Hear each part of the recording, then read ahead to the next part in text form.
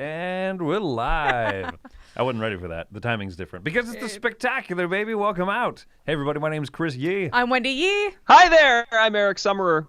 Yes. So, welcome to the Dice Tower's Spring Spectacular. This is a week-long-ish. We take Friday off so that we can be liars when we say a week-long marathon of live streaming, top 10 lists, gameplays, all sorts of stuff going on. So much good stuff. As you notice, one of the premier sponsors of all of our spectaculars is the World Series of Board Gaming, a convention that's held every September in Las Vegas. There'll be some more information about the tournaments and all the stuff that goes on there, but there's also a really great open gameplay area, which is my favorite part of it.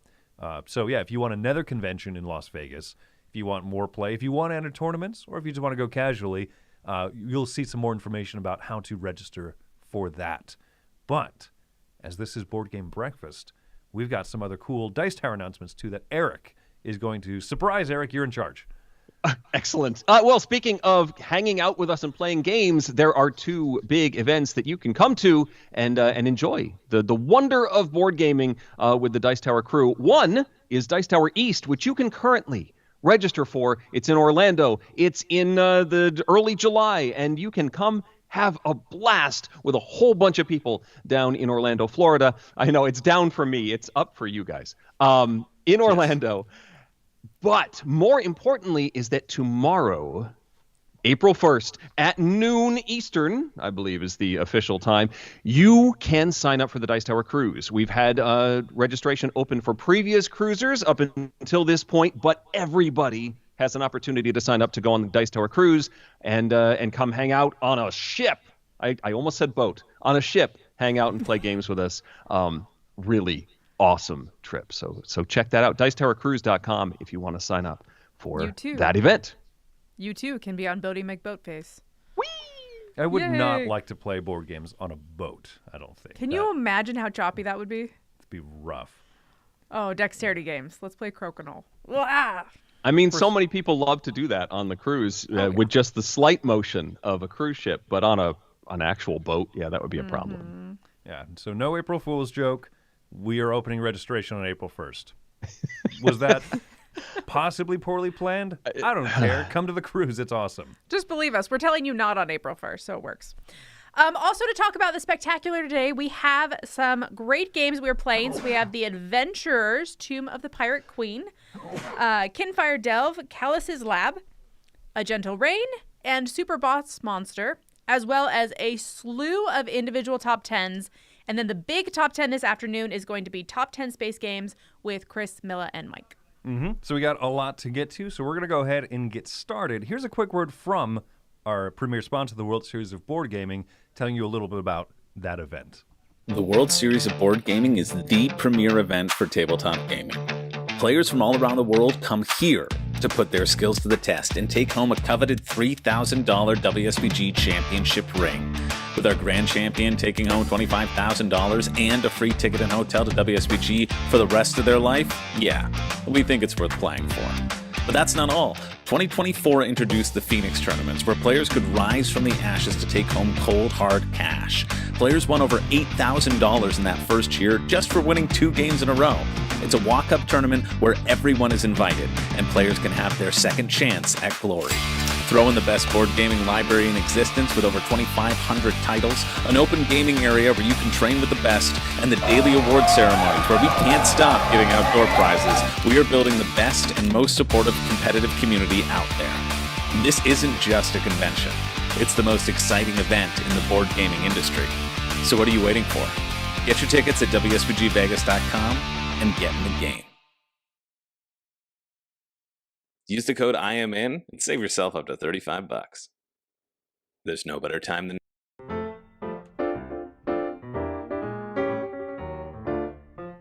Hi, it's Tarrant. And Stella here from Maple University. Today we're talking about Flip 7, the push your luck card game.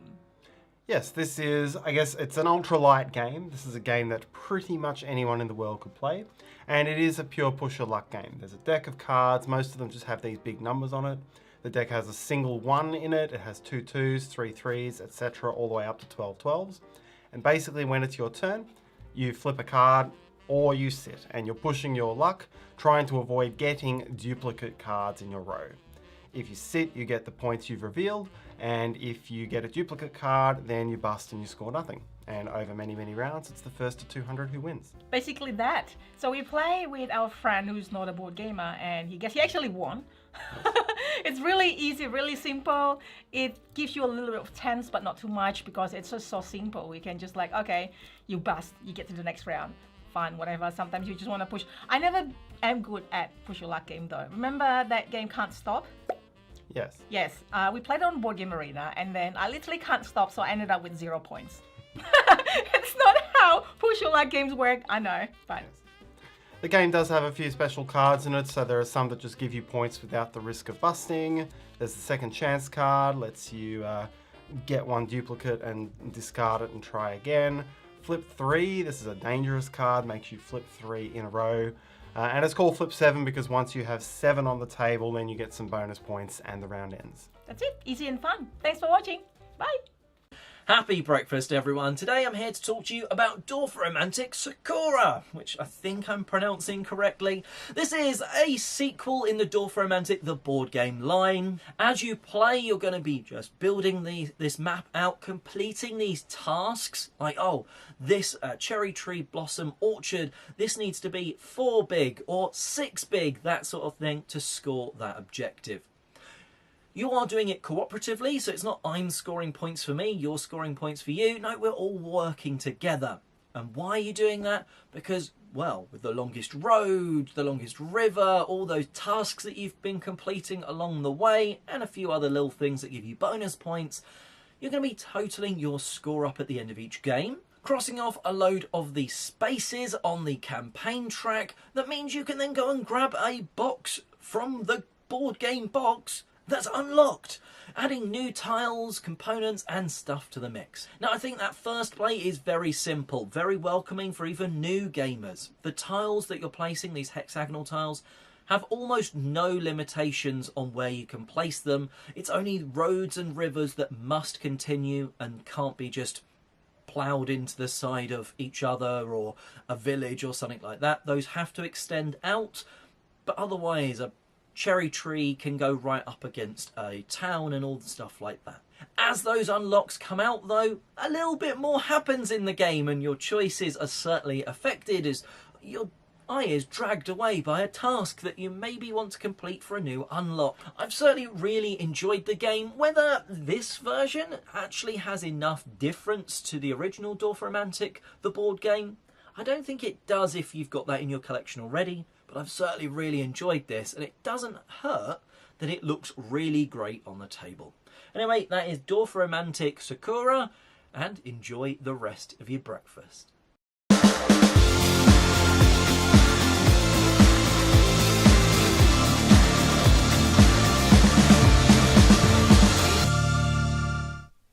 So, our eye catcher segment, each of us have grabbed something, something has caught our eye. And then we've caught it. No, I've literally grabbed it out of the internet. We wrapped our leash around it and threw it onto my computer so that we can show you. And then we walked it down the street? No walking.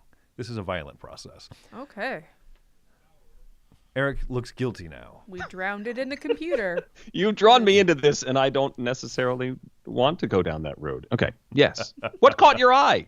Eric, what does your mug read, by the way? It's quite text-filled. So it says, you are a skeleton mech with flesh armor piloted by a magnificent and creative brain. And then on the other side, it says, I am a mug. So you are this, I am a mug. So that's Thank my you, Eric, daily affirmation. For showing us the positive side and reminding yourself that you are a mug. Yeah, you're drinking left-handed. I guess I'm drinking left-handed too. It's just the way the microphone, it's a little awkward with the mic to... Oh, boy. I'm a mug, Chris. I'm a mug. I wasn't prepared for this. This is the high-quality content you could expect from the Spring Spectacular. What I really want to know is what caught your eye. All right. And it wasn't that mug. I mean, it Well, I it mean, might have caught been your the mug eye. now. Eric, hold back the mug up again. This is my new eye catcher. Ah. I am a mug. I need that affirmation every day. I look in the mirror, I shave my face, and I say, And you see that beautiful I mug. am a mug. I mean, it's just the mug is a mug. You are this whole string of text. No, I'm nothing but a handsome mug. I know my place in life. All right, folks, let's jump to some eye catchers here. I am going to cheat, for two things have caught my eye, and one of think them this is is loud. one of them is really small. So Baron Games, John Barron does a bunch of trick takers, and I've liked some of them. I haven't enjoyed some of them, but this here, I love the look of this. Mystery tricks. Guess what theme he's going for, kids? Oh my goodness. Wow. That they even did the squigglies and everything, They like got the the- font and They got the squigglies. You got your handsome dog. You got your handsome dog's black, white, and gray cousin. It's the Scrappy-Doo of the group. Oh no, not Scrappy. What is his name? It's not Scooby Dumb. Oh, I'm not supposed to say. I love that Oopski. there's just bald Shaggy. He's just like straight up buzzed. Yeah. As all the hippies were back in the day, of Yes, course. yes. Yep. So anyway, this looks cute. Cooperative trick taker. And so anyway, I was like, oh, that looks really fun. I want to shout that out. But the thing I do really has caught my eye over the last little bit here has been another YouTube channel. We don't shout out too many other YouTube channels as we are a channel and would like your views. But have you seen Analog Arnie, Eric? I have not. Oh, well, this is going to be right up your alley. So this is his premiere video, a review of Ark. Oh! Oh my goodness. So Analog Arnie is a board game review channel this is Arnie. That's fabulous. And it's not just that it's a puppet, right? But he does the puppetry well. He does the rules explanation really well. All with the puppet. Let's see if he. I mean, does the puppet move the pieces around? puppet- He Oh, does! yeah. Oh. Oh yeah. Oh, man. They're very thoughtful reviews, right? You can tell that they are well scripted. They're well discussed and everything. And as you kind of scrub through here, you see it's not constantly on Arnie, right? Right. Because there is a degree to which there might be too much puppet, but it is a lot of like B-roll of the game itself, and then it cuts to him. And like I said, very thoughtful, very good reviews, and I like his tastes in games and everything so Eric, far. can there ever be too much puppet? No. But this is impressive work. This is really really is. cool. It is. Yeah, so I do recommend checking out Analog Arnie. I think that his stuff is really solid. I've been enjoying it. So that's been my eye catcher for the last little bit here. That's a pretty cool eye catcher. All right, well, leaving Analog Arnie to the side, I actually have been kind of interested in like crossover things. Like I feel like our hobby has a lot of crossovers, right? You've got a lot of video games that become board games, movies become board games. Even people that like gardening or bird watching, right? All those kind of things become board games. And so this interesting crossover, which I kind of mentioned a few weeks ago, is another Lego crossover. So a couple weeks ago, I talked about there was some guy that made like a Warhammer-ish like game out of Legos. There's a dude now that actually made a Ticket to Ride map. And I'm fascinated because those routes are actually like curvy and stuff. They're not just like straight bricks. And so what this is on the Mario Creator, the Mario Creator. the Lego Creator website. Mario Maker 2. Yes. On the Lego Maker website, basically people can create masterpieces out of Legos and they put it online and they say, hey, if you're a Lego fan and you like it, if it gets enough likes, I think it's like 10,000 or something like that, then the actual Lego company will come in and say, hey, we're going to see what it actually takes to produce this, and we're going to see if this is a viable option. So it's almost halfway there when it comes to supporters, and there's honestly like 170 days left. So there's plenty of time for this to potentially happen. It's half a year. A playable version of Ticket to Ride made out of Legos. And obviously, if Lego comes and looks at this IP, they might be like, I don't know, can we get the rights to Ticket to Ride? But also, Lego has the rights to so many things. They might be able Lego to. Voltron. They do or don't have Voltron. They do have Voltron. It's right over there. Oh, look I can see it. Wow, Eric, what a tease. Okay, yeah, I also have $5 million. It's right over there. The entire Harry Potter Lego series. I'll go get him if you want, but Obviously, I we're want busy. it, Eric. Chrissy Stern says, is this a worked. copy of the Made map? I assume this is a real Europe map. They said that it's actually playable, so like in the train stick and everything. So I don't know. It's my guess. I can't hear you. Hang on. I'll have to wait. I'll have to Is do that it. actually Lego branded or is that just like All right, third Okay. time. It doesn't have the same. Look at effect. that. is that actual Lego branded or is that just Oh yeah, yeah. This is an okay. official set, and all the lions come apart and they can become lions. And I could play with this dude. Wow. I Yeah. think that Eric just hijacked my eye catcher. He did. That's what I think just happened. That's what I'm just doing that all day today. Go Voltron. Yeah, Lego should make a Voltron set. That's my takeaway from your eye catcher, Wendy. Yes. I think that Voltron should be a player in Ticket to Ride. There should be Voltron trains. There you go. Puts them out. Oh It's yeah. like the little milk trains, but instead, all the trains combined together create one bigger train. That'd be pretty epic right there. Yeah. So yeah, if you have a Lego.com account or whatever, you can go and click support. I think this is how like the Charles Xavier X Mansion was originally one of these proposed ideas, and, Yep. Oh, yeah. and then I think it Yep. actually became viable. So yeah, Yeah, worth it's worth pretty looking legit. into if you've got a Lego account. You do have to sign up for an account. The account's free, but it's another thing that you get stupid emails that you have to unsubscribe from. Yeah, but Yes. it prevents the whole Bodie McBoatface situation like you referenced Yeah, earlier. yeah. So I'm for it. There's no spamming. You have to genuinely want Ticket to Ride to happen, Right. and I do. I really do. Would you play it or would you just hang it on the wall? I would want it in our library. Like, I think it would be super cool if we had this in the Dice Tower library and people could play it. If it was set out on a table and it just was a cool convention thing. I think that would be awesome. That's true. But putting Wouldn't it they back just in a wanna build box it? with like the setup being assemble the board?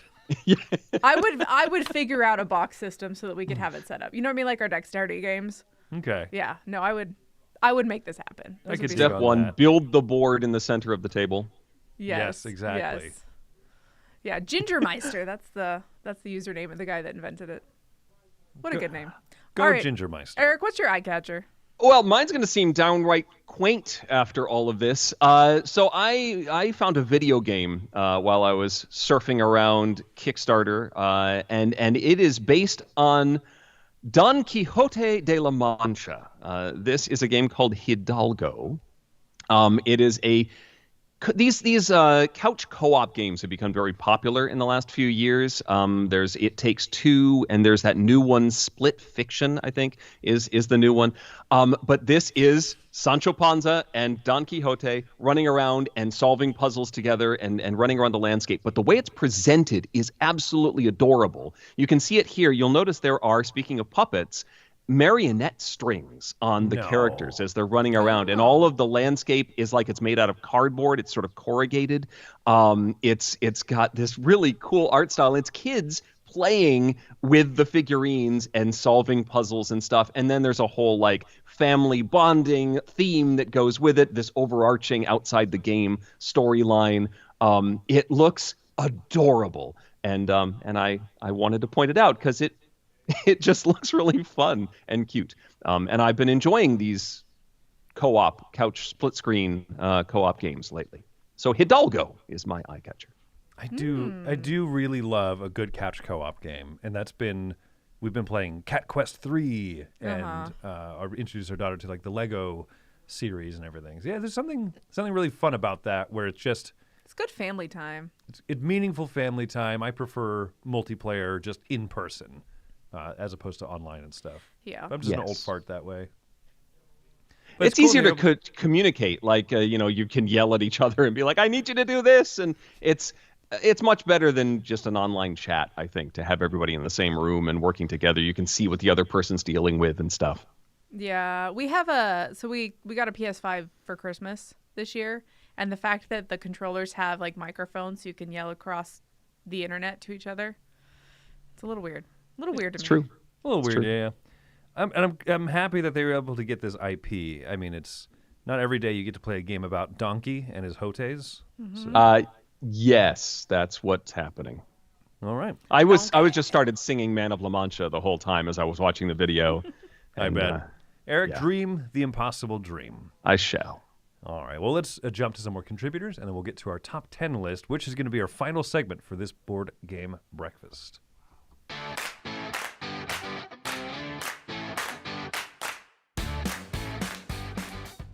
Hey, let's talk about a weeknight game. This one is a new to me one. I can't remember when it came out. It may have come out last year, but this is from 25th Century Games. This is Donut Shop, and this is a really pleasant tile laying game. You are going to, on your turn, you're going to have a tile. You're going to have this hand of cards that have different donut orders on them. And you're going to put the tile out. It's going to create a grid of these donuts of different varieties. You got blue donuts, you got yellow donuts, you got chocolate donuts, and you got those plain kind of curly Q kind of donuts. And you're going to be putting these out. Some of them have jimmies, some of them don't have jimmies, some of them have nuts on them, whatever. And you are trying to, as you're putting these tiles out with the other players, trying to create boxes of donuts that you're going to be able to sell based off of the hand of cards you have. Maybe I have an order of blue donuts and chocolate donuts, and so I need a group of just blue and chocolate donuts, and then I get to put kind of a box on them and score that group of donuts. So there's a little push your luck because maybe you're trying to make a box big enough, but maybe somebody else at the table is also looking for those same donuts, and they will claim those donuts before you do. There is some scoring with groups of donuts as you put them down. Maybe I attach two blue donuts to a group that was already 5. I'm going to score points for that whole group of blue donuts that I've just created and added to. And so as you're putting the boxes on the spaces, it's going to shrink some of those areas around the board that you guys are creating, and so things aren't going to stay. They're going to be strong, but they're not going to stay strong for too long. So it's got a lot of that push and pull, a lot of push your luck kind of feel in a tile laying game that's also super light. This is a super quick game. You could play this in a half hour, in and out. Great for a weeknight. Check this one out. Donut Shop. I'm Jordan. Thanks.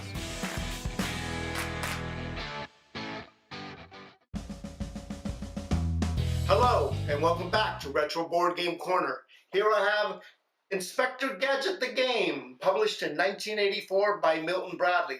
This is a 2 to 4 player game in which you're racing, trying to capture mad agents and put them in prison.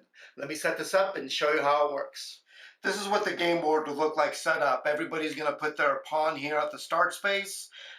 These mad tokens are going to go on the mad spaces around the board. On every first player's turn, before he spins the spinner, you're going to have to move these mad tokens, that number that's printed on the token, in a clockwise direction. On your turn, you're going to go ahead and spin the spinner. Yay, a spinner! And move that many spaces around the board. You have to move by exact count, and if you land on a special space, you have to do what it says. For example, on a big X, you're just going to go to the next available X. On something like this, it instructs you to lose a turn. You just follow what it says on the board. To capture one of these mad tokens, you need to land on it by exact count and just set it right in front of you. When a token is on a mad space, you cannot capture it. To win the game, you need 3 mad tokens and then make it all the way here to the finish first. If you come to the finish line without 3 tokens, just go around again until somebody gets 3 tokens and finishes. Inspector Gadget ran from 1983 to 1985 and spawned 2 live-action films and also a CGI reboot in 2012. Well, that's all the time I have for now. If you have a comment below, or you can X them to me at Retro Board Gamer. And as always, may your rolls be high.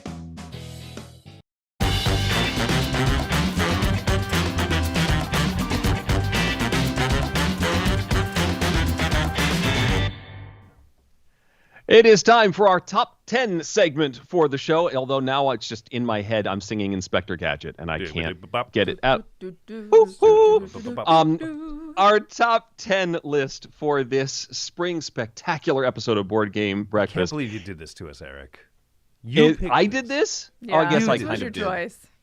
I kind of did. So this is a top 10 things you can say about a board game, but not your significant other, or not your spouse, as Chris has put on the screen here. It was shorter than significant other. Yes, it is shorter to fit it on the screen. That's a lot of words. A lot of words. So as a reminder, for those of you in the chat, we are going to give you the first 9 aspects of this top 10 list, but number 1 is up to you. So feel free to put those in the chat, and I will get to pick one that I think is the best and most family-friendly. Remember that, everybody. PG. It is the Dice Tower. To name as our number 1. I will kick things off with my number 10, saying that this game has lots of variability. You never know what you're going to get, which is something you really want in your games, but maybe not necessarily in your significant other. Depends on the variability. It's a range. Maybe, right? Is it nice variety or is it chaos? You never know. You don't know. Some games are good, some games are bad. I mean, people say variety is the spice of life, so variability could also be spicy. Very spicy.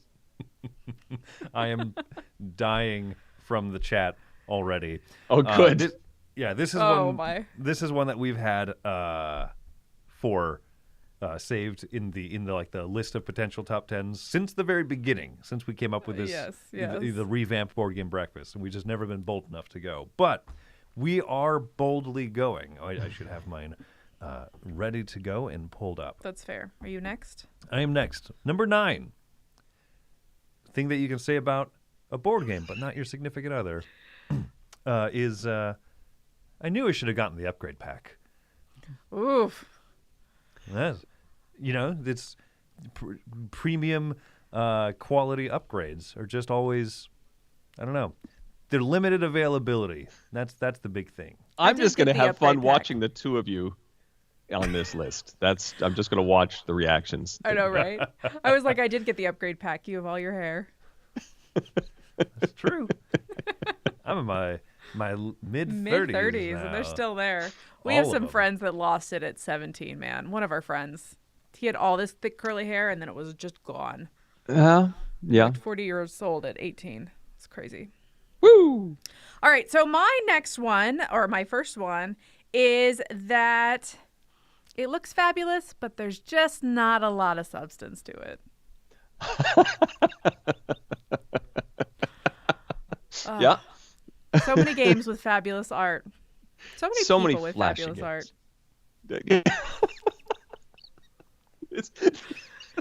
This is the best. This is the best, and it's the best. All right. All right, my number 7. That crease down the middle really makes it look old. I'm speaking, of course, of the board design, and old school boards have that valley. You don't want that. It makes it look old. That crease down the middle. Oh, yes. Eric. What game was it? Tom just played Mystery of the Abbey. Yes. Yeah, he might have talked about it on the podcast even, right? Yeah, and the new version has a crease down the middle. Yeah, it has that, instead of the cut board that folds perfectly well, it has that, like, just 2 pieces of paper stuck together in the middle between, like, the cardboard boards. And the last game I saw do that was Pan Am. And even when Pan Am did, I was like, woof, this is an old feeling thing. So, You know what also is weird is we just we played El Paso, and that has a cloth board, and it was folded instead of rolled, even though it will fit in the box rolled. yeah. And so it has a big chunk of a crease in the middle. Big plus sign. Yuck. So fun to deal with. All Really right. looks old. Brand new game. Number 6 thing you could say about a board game, but not your significant other, is I just don't have room for another one.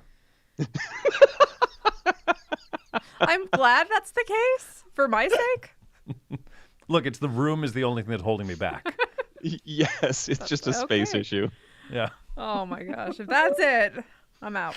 The chat is killing me. The chat is, oh man, this is going to be hard to pick. And you haven't gone And you have to off the pick, deep Eric. end. So We I appreciate appreciate you it. guys, man. PG plus is where the chat's staying. Kudos to y'all.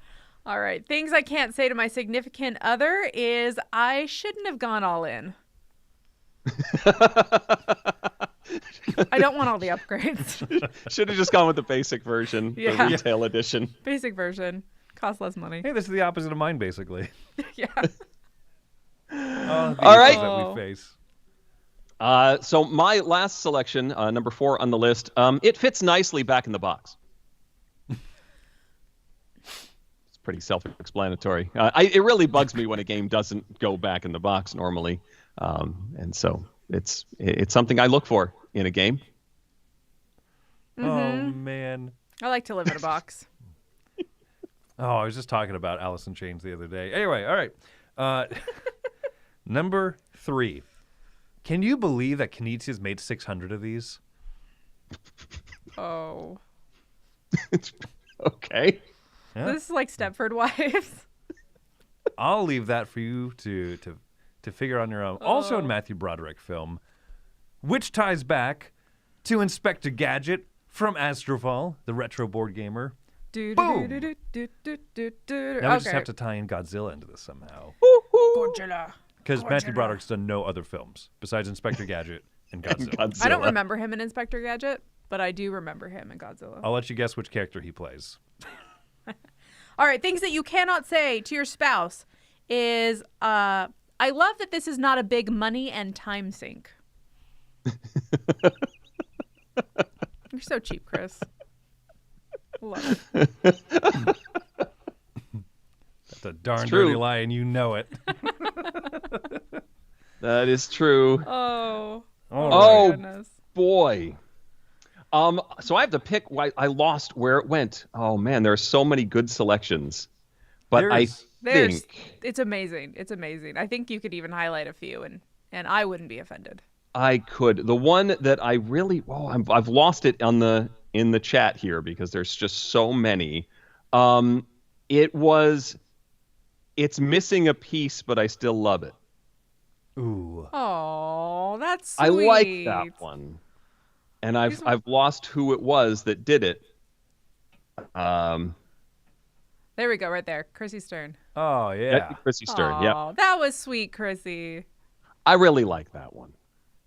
Oh. Oh, that's nice. Right. Well, congratulations, Chrissy. You have a healthy relationship that apparently the rest of the three of us. You know. So, kudos to you there. Indeed. A lot of stuff about upgrading bits and yeah. Lots about upgrading bits. Mike Heller, right off the bat, as soon as the topic was introduced, he already plopped into the chat. What was it? I like me a heavyweight Euro. I definitely thought about going with the weight side of things. It also was super dark, but I was pondering on the whole like punching board games, and I was like, no, that just gets real bad real fast. We have that. Rich Saunders, I hope they review it on the Dice Tower. Yep. Company man right there. I appreciate it, Rich. Just another soulless Euro. Mm-hmm. Oh, See, and we stayed away from this for so long, and we were missing out on all these lovely chuckles that we're getting. I know. Yeah, exactly. Cool. So thank you to the live chat. Congratulations, Chrissy, on being dubbed the number one choice there by one Eric Summerer. Ooh. Folks, we are going to call Board Game Breakfast a little bit early today. That we are. Because we are setting up the rest of the spectacular. We've got, in the next block here, 5 hours-ish of live plays, top 10 lists, and a couple of other little announcements and little things here and there.